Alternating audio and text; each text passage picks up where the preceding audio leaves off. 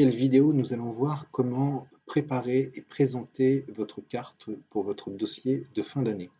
Alors, pour rappel, en fait, votre carte correspond à la partie localisation géographique de l'entreprise et il va s'agir en fait de déterminer une zone géographique bien précise. Alors pour cela, en fait, on va utiliser évidemment une carte que l'on aura trouvée sur Internet, que l'on aura insérée dans son dossier.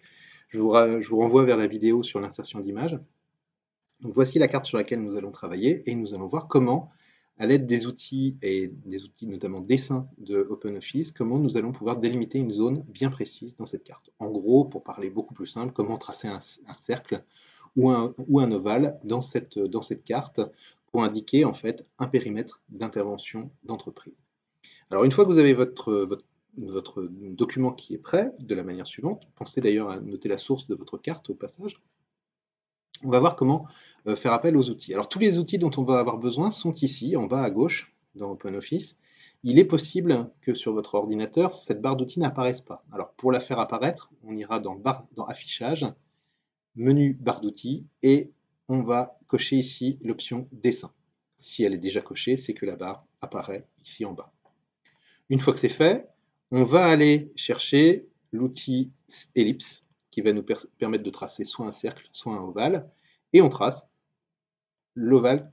En gros, on détermine la zone grossièrement, sachant qu'on peut toujours, grâce au poignet de sélection, retailler la zone de façon à être beaucoup plus précis que lors du premier traçage. Donc, ne pas hésiter à y aller doucement, c'est-à-dire faire une première zone grossière, puis ensuite à affiner.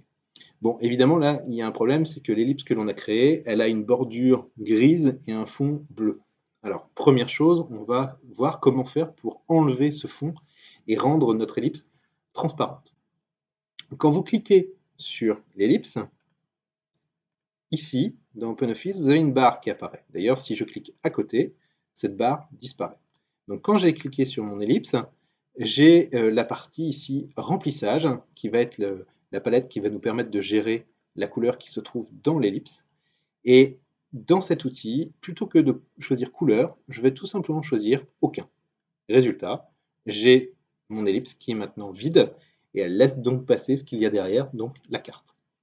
Ensuite, bon, on se rend bien compte que ici l'ellipse est peut-être un peu fine. On va voir comment gérer la couleur et les différents paramètres du trait de cette ellipse.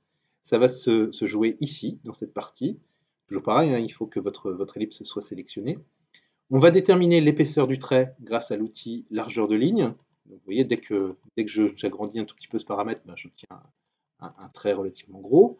Je peux choisir la couleur du trait et je peux choisir l'aspect du trait. Je peux très bien décider, par exemple, d'utiliser des traits pointillés. Voilà, vous avez appris à créer une ellipse sur une carte.